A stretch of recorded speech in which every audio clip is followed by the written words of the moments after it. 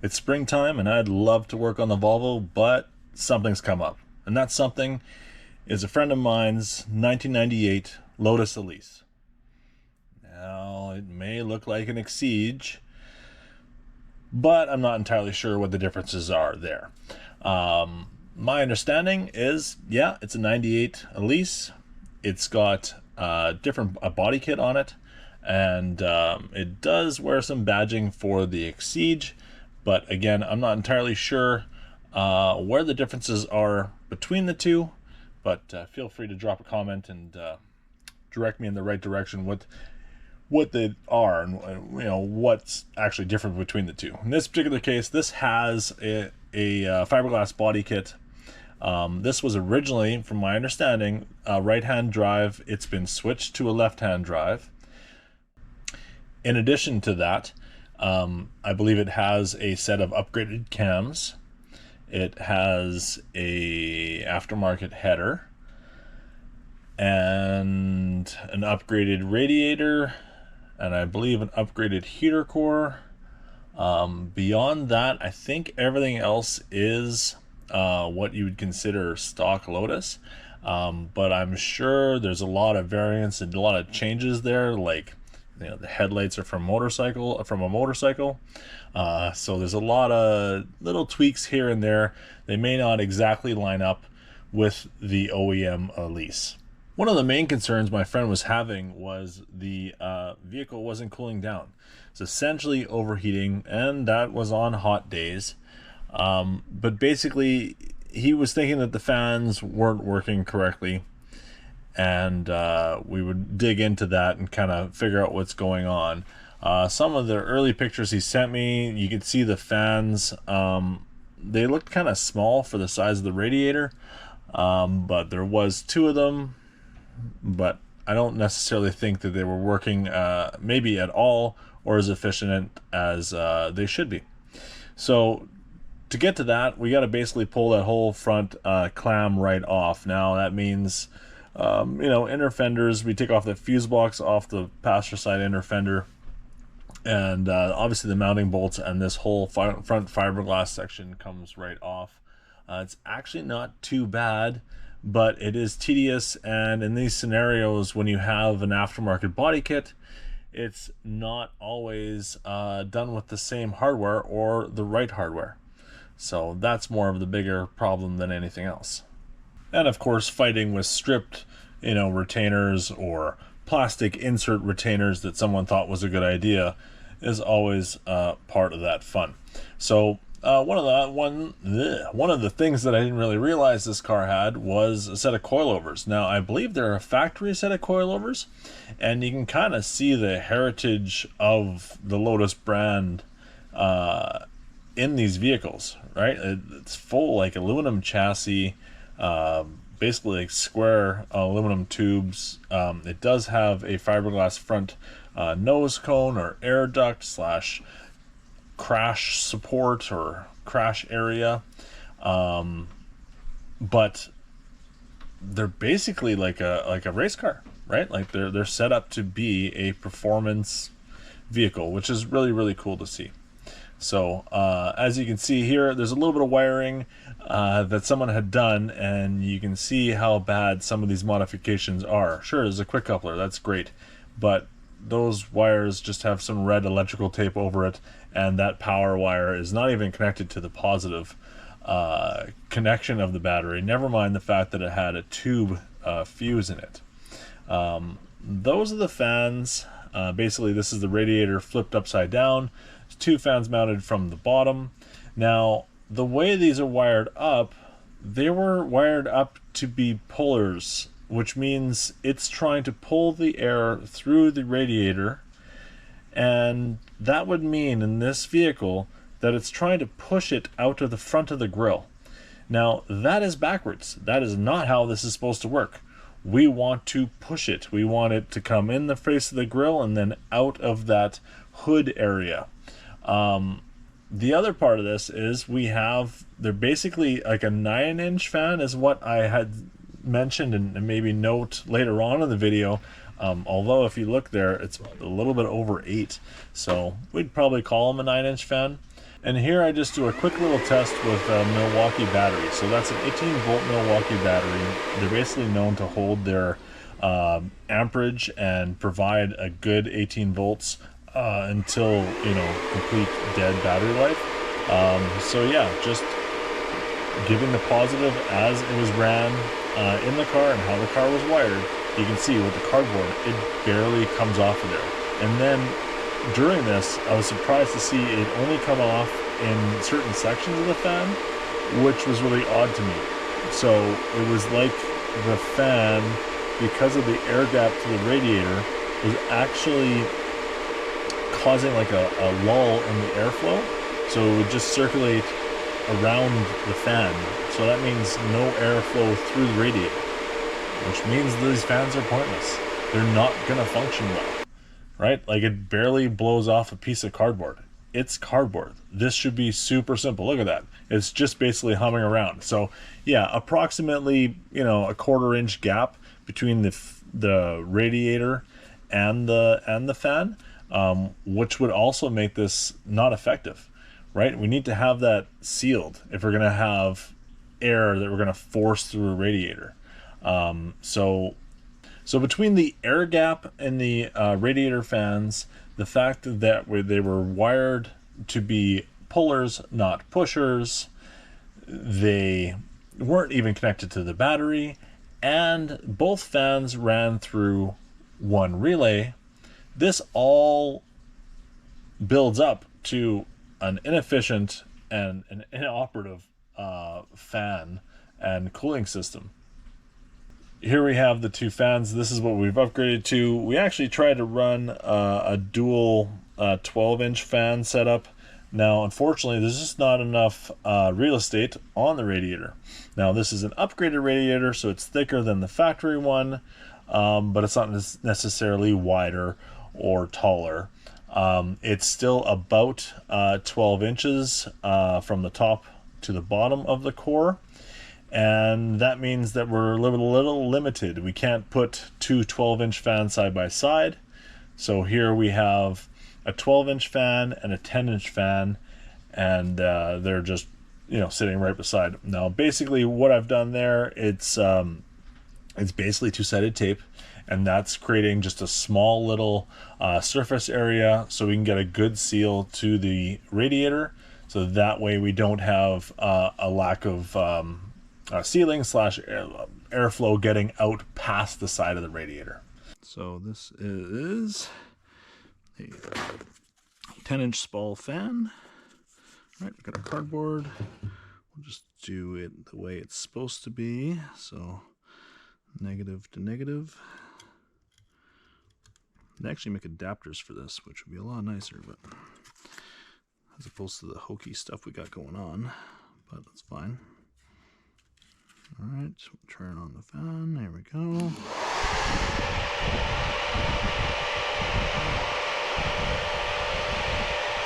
Gotcha.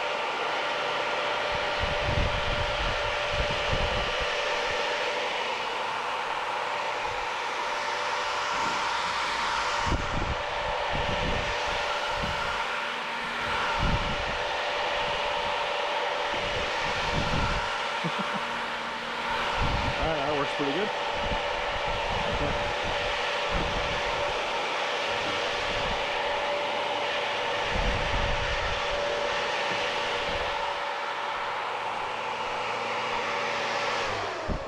Alright, so let's start off with 2 battery power. That's down to 1. Drain that Milwaukee pretty good. Now the problem with that is that's pushing. You gotta remember, oh, sorry, this is pulling through the rad. You gotta remember this rad is mounted upside down, so we need the air to come in here and out that way. So this will need to be reversed. So the blue will become negative and then ground or black will become positive. So let's see if the spall fan actually likes that or not. So that'll be the next thing. Let's see if we can get a different battery here that's on 2. And this one's on 2. Okay. So we'll do this now in opposite. So blue being negative and black being positive.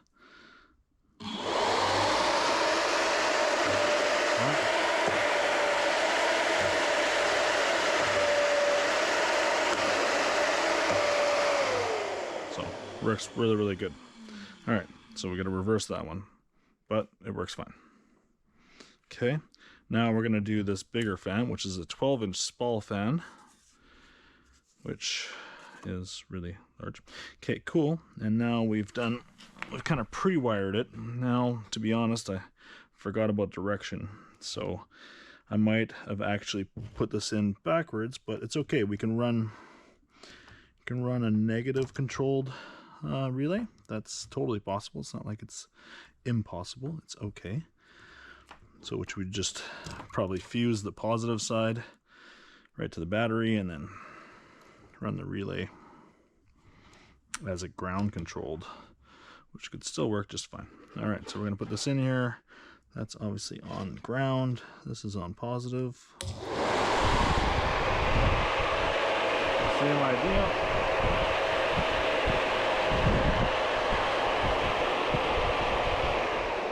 We just killed this battery. But you can tell the flow's a lot better than what the other two 9-inch fans were working. We actually have flow. We have it coming out versus I can't hold the cardboard there. It wants to blow off. Before it just wouldn't even try. It would just sit there. I can put basically put the cardboard right onto the fan, which you've obviously just recently saw now. But anyway, we'll try to make sure we can do this in reverse, make sure it works properly, because that's how we're going to wire it. We're going to wire it kind of reverse of what they say and use it as a pusher, not a puller.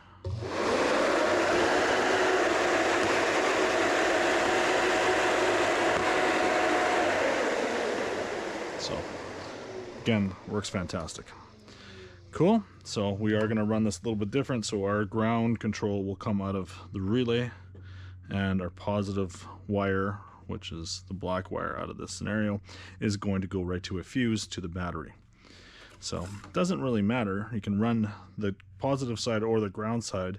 You're still just controlling it. There's no real negative aspect unless you're trying to do multiple things with the relay, whereas in its rest position, you're controlling something else. But in this scenario, it should work great. So we just got to set these up as pushers, not as pullers, so they'll push through the radiator, and yeah, should be good to go.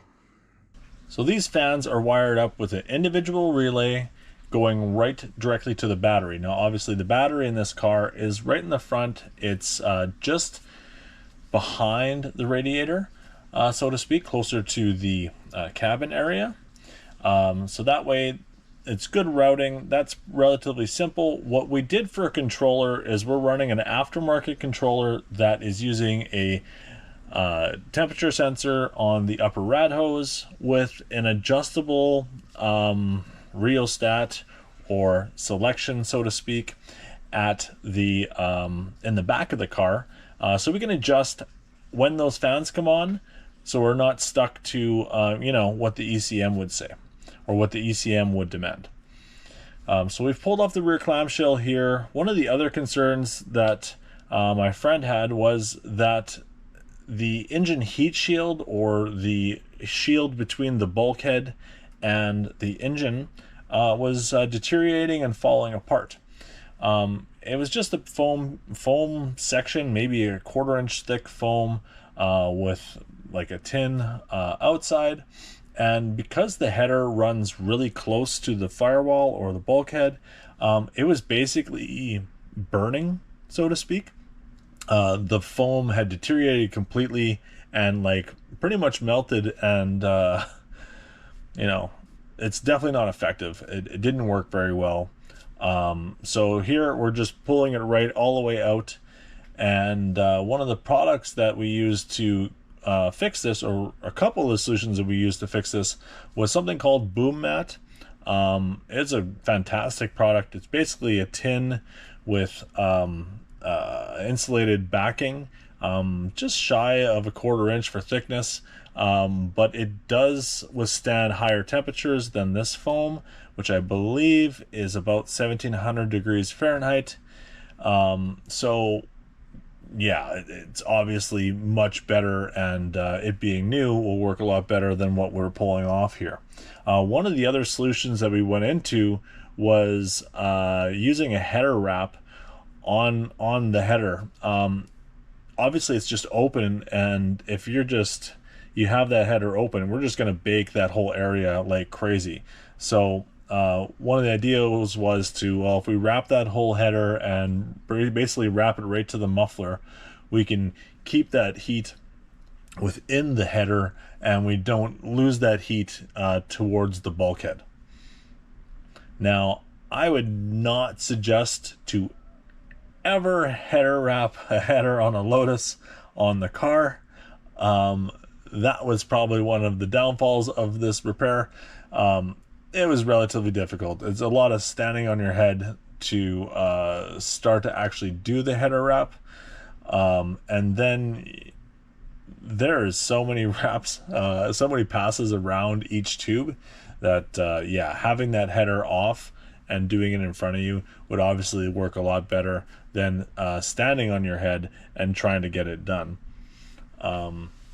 We'll just mention quickly, as you can see that I'm taking this off the jack stands at the front. The Lotus lift points aren't exactly clear. There are some spots in the repair manual that kind of show you, in the zone, to the areas to go. But I didn't find that very friendly in comparison to a lot of other cars, right? We see a lot of pinch welds on, most manufacturers nowadays. This particular car doesn't really have that. So you got to be very careful when lifting it. You'll see in some shots I actually have it, with jack stands on the lower control arms. The idea was just not to damage anything else. Even that jack stand that's right there is a backup jack stand, just because the jack points and the securing points aren't very clear on this car. Other things going on in this car, you actually see the throttle cable is really, really close to the header. It was about less than a 1/4 inch with a little tin heat wrap on it, as well as the O2 sensor wiring was on the muffler. So small little things like that, that someone's done, over time, and let's put the header on, but they didn't take any precautions to, move the wiring or move the throttle cable, which is really sad. But yeah, so all that kind of stuff. Other stuff you can see quickly here is some wiring. As we just pan past it, there was Marettes on the or basically house wiring, junction points in the back bumper. So a lot of stuff that way that can just be a little bit better, and that's what I was helping him out with. But yeah, so we redid the wiring in the back, made it easier for a quick coupler, so we could take off that whole clamshell without having wiring just dangling there. The inner fenders on the rear had one little plastic push plug holding it to the body kit. And we went with full clips and drilled holes and, basically added correct mounting. Small stuff like that maybe just get neglected on the body kit install side of things, where the mechanical repair things can pick it up and make it a little bit better. So yeah, in here you can see how much I'm struggling with trying to wrap these header tubes. There's not a lot of room. I'm basically kneeling in that back section on top of the engine while I'm doing the top header tubes. There's a 1/4 of one done. I'll spare you from watching me do the rest of them, but it wasn't fun, let's put it that way. Here you can see all the heat shield. I kind of left it there as a template so I could build a cardboard template off of that, so I can cut out of the boom mat, so the install was a little bit cleaner. Surprisingly enough, I had all the pieces once it was all done, and it didn't completely dissolve in my hands, although there was some holes in some areas there. In this area you can see some of the wiring that I did in the front. Believe it or not, there's the 2 relays on the driver's side.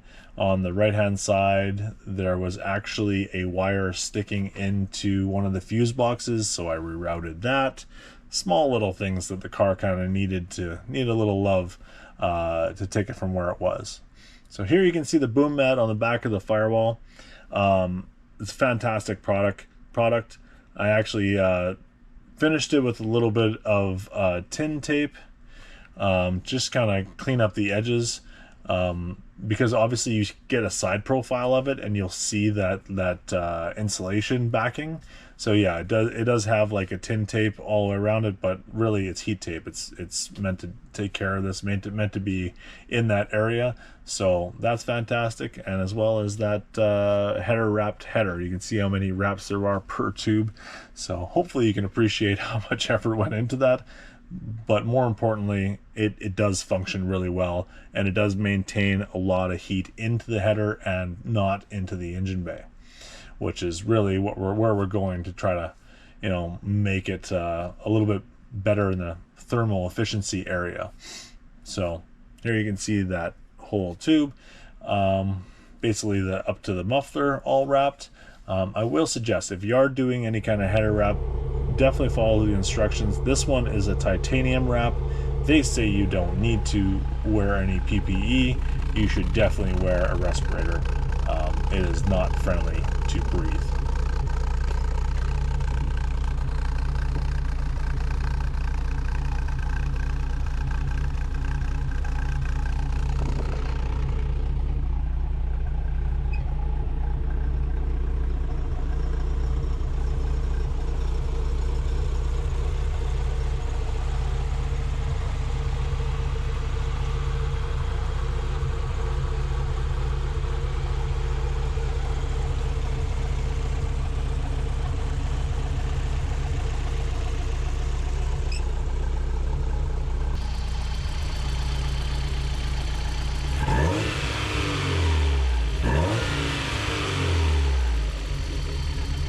The lower engine cover actually had a couple rub spots through, so it's aluminum and it was rubbing through where the header was actually contacting.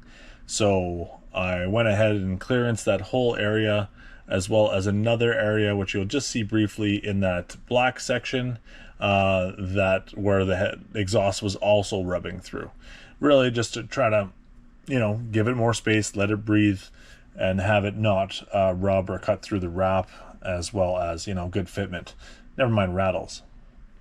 This kind of concludes the video. This is the Lotus. A bit of a distraction for me, but it was a lot of fun to work on it. It's definitely an interesting car, and it's pretty cool to drive too. I'm not a small guy, so yeah, I was shoulder to shoulder with my son in the car. It's a tiny car, but handles really well.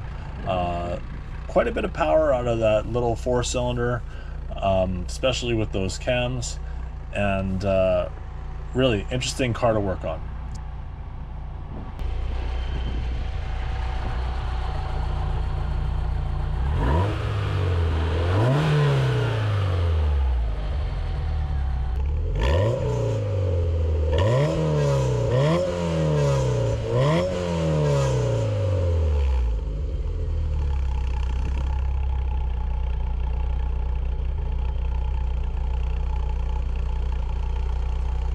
Hope you really enjoyed the content.